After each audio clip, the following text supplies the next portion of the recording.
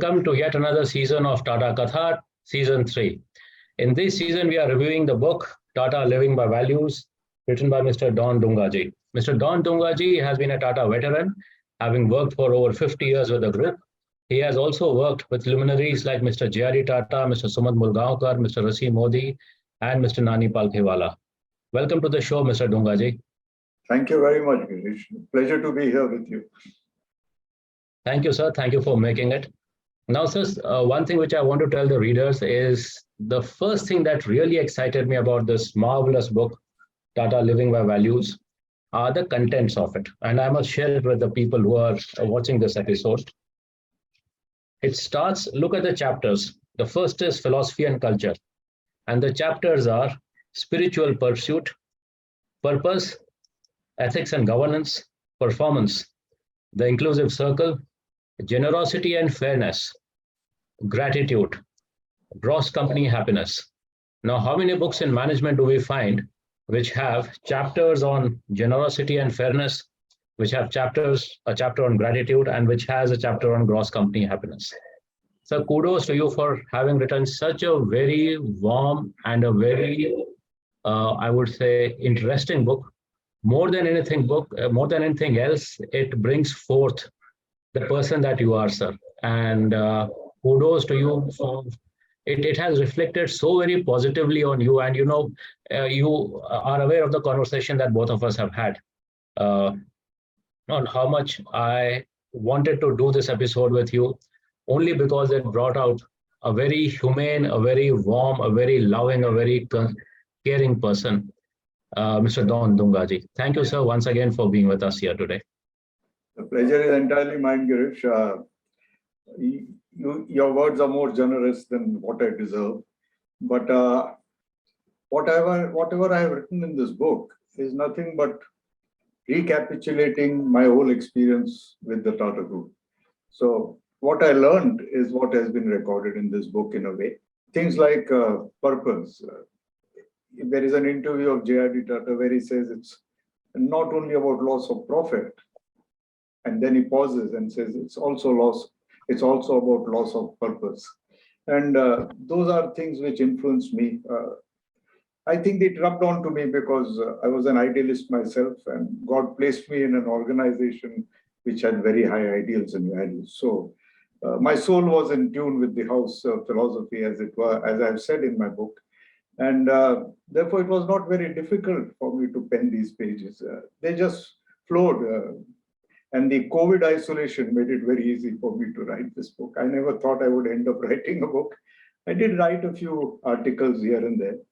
But writing a book, I never thought it would ever happen. But COVID gave me the time. And I think that's one of the reasons I didn't know where those 2 years passed. And this is where you are. But having worked with men like JRD Tata, and I was myself someone who looked at every minute detail. So right from the choice of the paper, and my good friend Manish Purohit doing the typesetting of this book, everything has been done by me. I mean, there have of course been agencies who supported me, but I have been with every agency personally interacting. And that's why I chose Crossword as my publisher. And the right place is their publishing wing. And the right is spelled, as you must have noticed, W-R-I-T. And that is the reason I chose them, was because they would allow me to do what I wanted to do with the book. Big publishers, A, would have rejected my book possibly, and B, they would not have allowed me to be as involved as I wanted to be. So everything that you see, good or bad, is my creation. Crossword are basically only my marketing now. I just gave them this completed book in their hand, and they're very excited about it. Well, sir, we also had the choice of perhaps doing a season on a few other books that came at the same time. I happen to be reading two of them, in addition to Tata Living by Values. But this has indeed touched a chord in my heart, and I'm sure Sauradeep has also, Sauradeep and Avinash both have also liked it. So one of the things that both of us share in common has been that we have perhaps been introduced to the Tata Group, apart from using their products, by our let us say fascination is the right word, to join the Tata Administrative Service and to build a career within the Tata Administrative Service and make a career with the Tata Group. I happened to take the TAS entrance selection process in 1999. And exactly like you, it was my father who encouraged me to apply for the TAS. And I'm sure it was your father as well who encouraged you to apply for the TAS. I wanted to know if you remember the selection process back in those days, and which year was it that you appeared for the TAS interview? Yeah. Well, just to a little clarification, my father and my mother were both very, shall I say, agreeable to anything that I chose to do. So I was a gold medalist in political science, MA from Jabalpur University, and I wanted to uh, teach political thought. I like Plato, Aristotle. I've forgotten what they said now, but at that time that was my passion. And in Jabalpur University, and since my schooling, high school up to intermediate was in Hindi medium, I was an advantage to an asset, if I may say so, to any college, because I could teach in both mediums, English and Hindi as well. So my ambition originally was to be a teacher, not to join business. But then my father retired as a judge from Jabalpur, and from Chhatarpur actually, and from there he joined Tata's as a legal advisor and was general secretary of the Tata Trust. When my results were out, my father thought that he had joined Tata's, and he said, "Why don't you work for Tata's?" So I went through in 1965. And for obvious reasons, I didn't know what is the difference between an asset and a liability in the business sense. And I was not selected. But Tata's were keen that I should do something else. And I became a J.N. Tata scholar and studied in Berkeley, California, and did my second master's in political science. When I came back, I had a second shot, if I may say so, at Tata Administrative Service. And as was to be expected, I was not selected for the second time. So I always call myself, and we had many people who came through the rejection route, if I may say so. And for obvious reasons, I was the president of the Tata Rejects Club, as it was. But Tatas don't want to give up, and they said, "No, no, my mother had a very strong influence on me, and the person in charge in those days of TAS was Mr. Maligamwala. And Mr. Malingamwala came to my place and told my mother that he must work for us, TS or otherwise. I don't know, this is how Providence decides one's destiny. And I came, and I happened to meet Mr. Rusi Modi, one of the finest interviews that I had. I was closest amongst all these 4 or 5 leaders to Rusi Modi. And I loved him, and hopefully I believe that he liked me too, and I lived with him in his homes in Calcutta and other places. And I was selected by Mr. Modi, and that's how I joined Tata Steel. And he wanted me to be in Jamshedpur, which did not suit me as much as Bombay did. And I joined the head office in Bombay because the moment Rusi Modi selected me, Tata Steel Bombay thought that this guy, if Mr. Modi has approved of him, let's keep him in Bombay. So that's how I joined Tatas. But coming to your specific question about the selection process, Tata Administrative Service as a department of Tata Services administratively reported to me, but functionally reported to Mr. Gopalakrishnan, who was a GO senior and looked after HR and other areas, of course. But in my case, at that time, I looked after TAS as a division of Tata Services. But the selection process at that time, how exactly it was done and how detailed it was, I wouldn't know. But in my time, the selection process was not very difficult to interact with people. I mean, it was not something which was, what shall I say, quote unquote, frightening process, I mean, for a young candidate. We were, of course, there was an essay competition, which was a part of the process. They made you speak, they gave you a choice, a slip with 3 subjects on it, and you could choose any one and say whatever you felt about it. I was useless at that time. I couldn't find a subject that I could speak about. The subject in Godrej, when I was selected there, was something which I knew more about, and I did well there. But here I was a disaster. And the third, which I thought was good, was they took you to the Taj and you had lunch with the seniors. They probably tried to see what were your manners like, and were you a well-groomed personality, or were you just a scholastic topper of some place, but an all-round view of you as a person, because you spoke casually, it was informal, and that interaction was very different than in an interview room. So that was the third thing that they did. And there was somebody who did without your knowing, who did a psychometric kind of a test there. I remember his name, Mr. Parikh was there. And he used to, I didn't know what he was really doing. It was just questions. His observations were perhaps what were important. But interestingly, after I joined and after a few months, maybe 8 or 9 months, what really happened was Professor Choksi was the chief that time. Jamshed Bhabha was one of the selecting, shall I say, interviewers. And I was surprised that after 6 or 8 months, Professor Choksi called me and he said, Donn, we have been observing you. You're doing good. And maybe you should have been a TS. I'm so sorry you were not selected for the TS.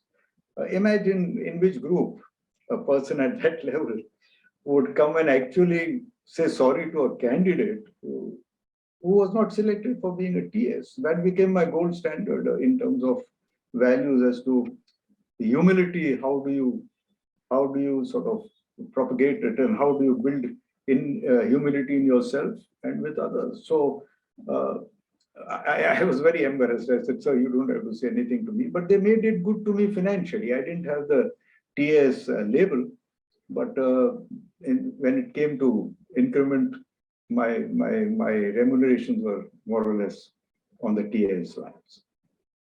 All right, sir. Very interesting to know about it. In fact, I am also a member of the TAS Reject Club, so that is another thing that we have in common. I know that.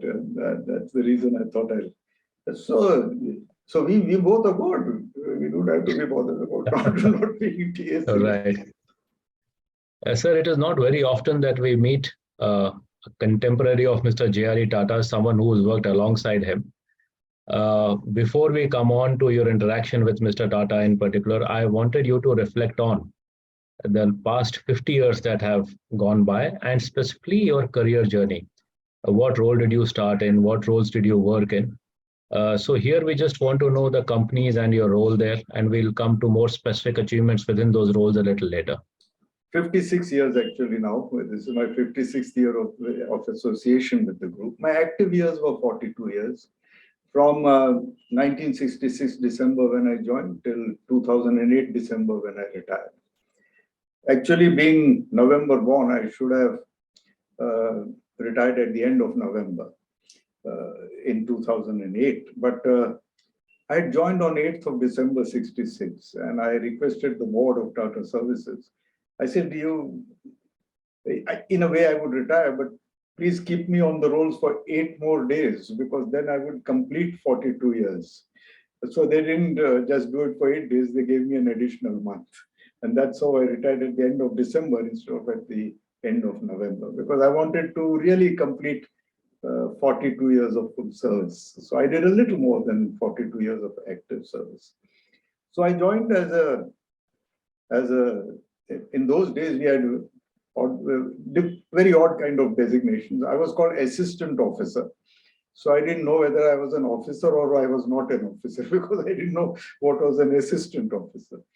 But slowly, then what was called assistant executive officer. Executive officer was a coveted designation in Tata Steel.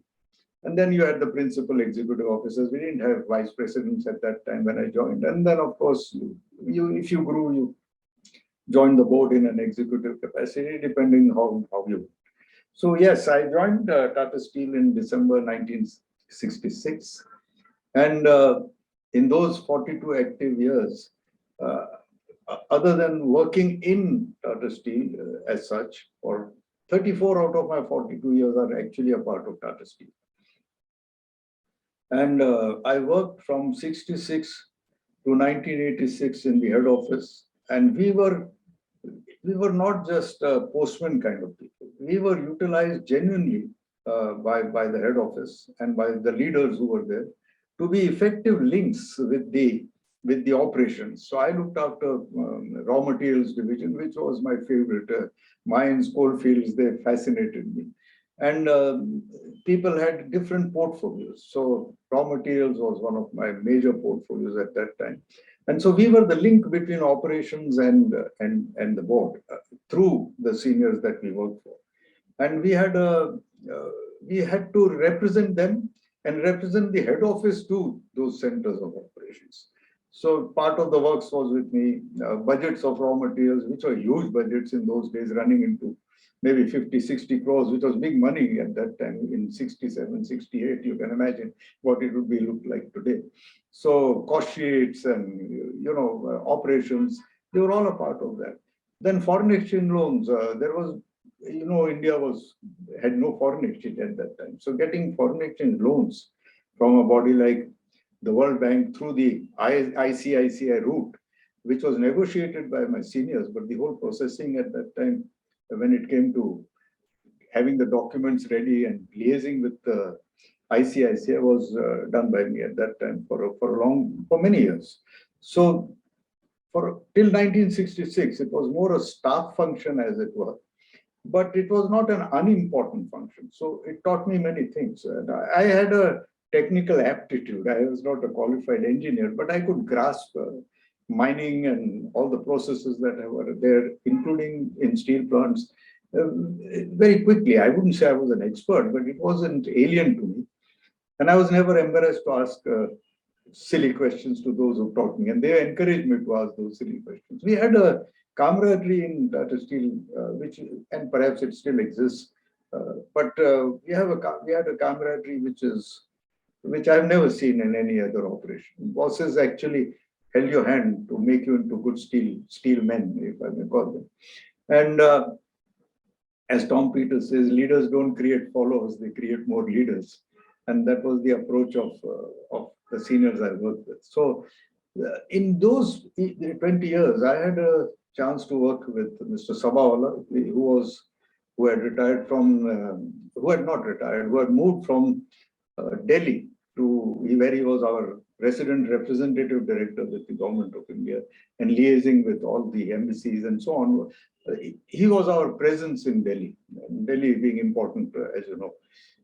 When he came back to in around 75 to Bombay, 74, 75, he joined JRD Tata's office. And I was fortunate that he asked me to become a part of his office. So I was executive assistant to Mr. Sabawala. But JRD Tata did not have any executive assistant at that time. So I worked for both, although I didn't carry the hallowed title of being executive assistant to JRD Tata, but I worked for both. Officially, I was executive assistant to Mr. Sabawala for almost 2 years, 75 to 77, around that time. And then Mr. Sabawala wanted that, he felt I was qualitatively underutilized in that position. So he offered me two options. One was to go to Jamshedpur, which Rusi Modi would have gladly welcomed me, because he was very upset that I didn't go to Jamshedpur in the first instance when he had chosen me. Maybe my career would have taken another course completely. But to me, Bombay was more important. I was the only son of my parents. I have two sisters. And my wife, being from Bombay, she was a complete Bombay girl, and Jamshedpur would not have suited them. So I felt my priority was my family, and that's one of the reasons I stayed back. And I don't regret that decision at all, because warming up a chair for 10 hours in a day, and then losing out on the family happiness was not something that I really looked forward to. So I stayed back. So after, when Mr. Sawal offered me going to Jamshedpur, I didn't take it. When Mr. Sawal said, why don't you become EA to Nani Palkhiwala? I was an admirer of Palkhiwala, like almost every Indian was, and is even today. In fact, tomorrow I'm speaking about him because it is his death anniversary tomorrow. And I've been invited by an organization which sort of commemorates or celebrates, if it's a birthday, uh, important people's death anniversary or birth anniversary. And I've been invited to speak about Mr. Palkhiwala. So I didn't have any too much of personal interaction, but two incidents that I have reported in the book, I have noted in the book, are really heartwarming and heart-touching about how great the man was. Although it would have suited me because I had done constitution, he was a lawyer of eminence. In fact, C. Raj Gopalachari called him God's gift to India. So it would have been quite a moment to work for him. But I thought I would be more of a liability to Mr. Palkhiwala, and I didn't know where I would grow from there. So I requested Mr. Sabawala to put me back into Tata Steel. In any case, I was on the payrolls of Tata Steel or Tisco at that time, and I reverted back to the head office. No career planning was done for me at that time. I didn't regret that. I never asked that question, simply because working for JRD Tata's office was everything. No management institute could have taught me what I learned in those 2 years, because I was observing not only a great man, but a great mind. And I learned a lot of things by just being there. It rubs on to you. And after reverting, colleagues of mine were slowly moving out, joining other companies, Tata Group companies, or moving to Calcutta or to Jamshedpur, progressing, but I remained in a kind frozen in my room. I felt my career was frozen and I was not going anywhere. My colleagues had sort of moved on to different places, higher responsibilities, because they were willing to move. I was rigid in being in Bombay, and that sort of was my own doing. But there came an opportunity in 1983 when a struggling division of a cold rolling plant in Navsari, which belonged actually to a textile company, Ahmedabad Advanced Mills, which was one of the 4 textile companies of the group. And as a group, they were called Tata Textiles. They had diversified almost 20 years ago earlier to getting into cold rolled steel strips, because that wasn't much of a developed industry at that time. And they started rolling stainless steel, which was a money spinner. And after a while, when they fell upon bad days in 1983, Tata Steel, being the steel company, was asked to, do something about that unit. And that's how a door opened up for me. And I was merely a liaison officer between those leaders from Jamshedpur, basically plant people, who were running that operation. So from 83 to 85, 86, I was associated with as a liaison person. But I was very passionate about Navsari. And that maybe I'll tell you later, but I was very passionate about Navsari. And that is what ultimately helped me to become a part of that unit. Because when nothing much was happening and all the suggestions I was making were being turned down, saying that you're not an engineer, what do you know, and so on. Ultimately, they said, do you want to rush that company? Do you want to run that company? And to myself, I said, I'm waiting for that question for the past 3 years. And that's how the division was interested to me. And my career didn't look back from that time.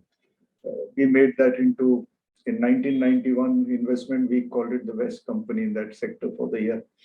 And later, with passing time, Tata Steel getting involved with the cold rolling mill, which an associate company had taken, which was actually my expansion idea in Tata Metals, which was a company I, by God's grace, created it as a separate unit. I moved on to Tata SSL as joint managing director. And I looked after half the company. The MD was, of course, responsible for everything that happened in that place. But in my charge was about 300 crores of revenue out of maybe 600, 650 crores, which was all cold rolled steel. So Navsari, having merged at my instance with SSL, we became a huge cold rolling operation with sizes which you couldn't think of, from 4 mm to 1250 mm wide steel strips, which was a huge range for anyone. So I joined Tata SSL, and when Tata Steel bought that unit in Tarapur, then suddenly I became executive in charge because Tata Steel couldn't give me the designation of MD in Tata Steel. I wasn't competent, neither did I expect any such thing. But it had an adverse, shall I say, impact on my career, because in Tata Steel I would have retired at 60 as an MD or a joint MD of an associate company. I had 5 more years to do, and I accepted what came my way. And fortunately for me, we just turned it around by the time I was ready to leave. Ishat Hussain, who's not only a dear friend, but a very fine human being. Ishat was chairman of Tata Metals and Tata SSL, and he had known each other.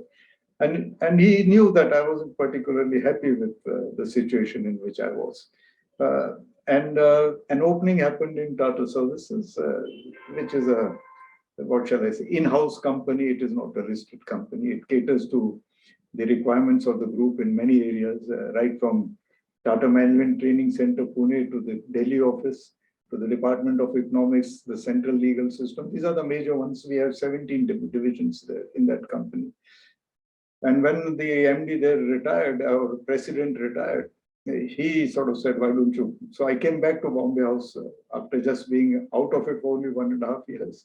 I had never worked out of Bombay House except for those 1.5 years.